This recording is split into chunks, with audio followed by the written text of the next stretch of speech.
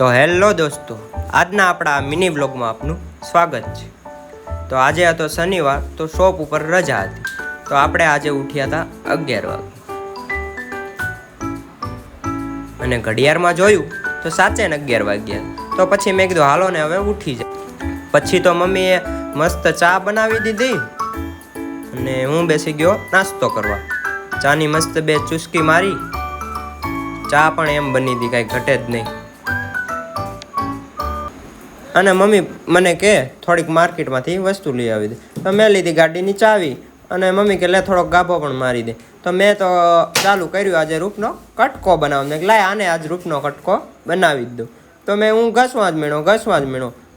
પછી તો મેં કીધું લાવ આગળ પાછળ બધે આજ ઘસી જ નાખું। પછી તો મેં ચાલુ કરી દીધું, મંડી જ પડ્યો અને થઈ ગઈ એ તો રૂપનો કટકો। ત્યાંથી પછી હું નીકળી ગયો માર્કેટ તરફ।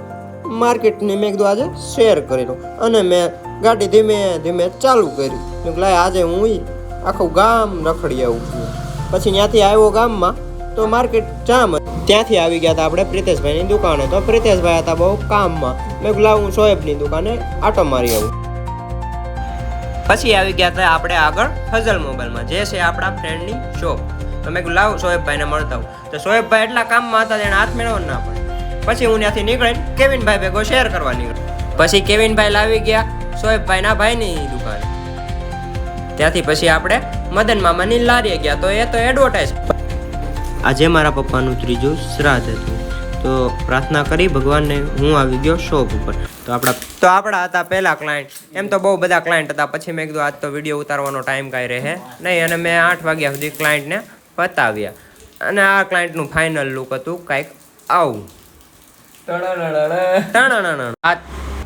પછી આવી ગયા હતા આપણા માનવભાઈ, મને કે આજ તો બહુ માથું દુખે, હાલને થોડીક ચા પીતા આવી। પછી અમે ગયા રજવાડીમાં ચા પીવા, જે આવેલું છે નાના બસ સ્ટોપે। અને માનવભાઈ કે મારે પીવો છે આજે કાવો। મેં કીધું આ ચાની દુકાન છે, અહીંયા કાવો ન મળે, મને કે જોઈ કે આગળ। ને એણે તો કર્યું ચાલુ, ઘડીક મજાક મસ્તી કરવા, અને ઓલા ભાઈઓ પણ વિચારમાં પડી ગયા। પછી તો મેં કીધું નહીં ભેગું થાય આજ તારું ભાઈ। પછી ભાઈ કંટાળીને કહે કે કાંઈ નહીં, કે ચા પાઈ દઉં છું કે મસ્ત તમને માથું ઉતરી જાય। તોય માનવભાઈ કે નહીં, મારે ચા નથી પી, મારે તો કાવો। પછી ફાઇનલ અમે ચા પીવાનું કર્યું અને ચા પીધી, અને ચાય પણ એમ હતી 2 ચુસ્કી મારી। પછી અમે આવી ગયા માનવભાઈના ચપ્પલ લેવા, તો માનવભાઈ થઈ ગયા કન્ફ્યુઝ।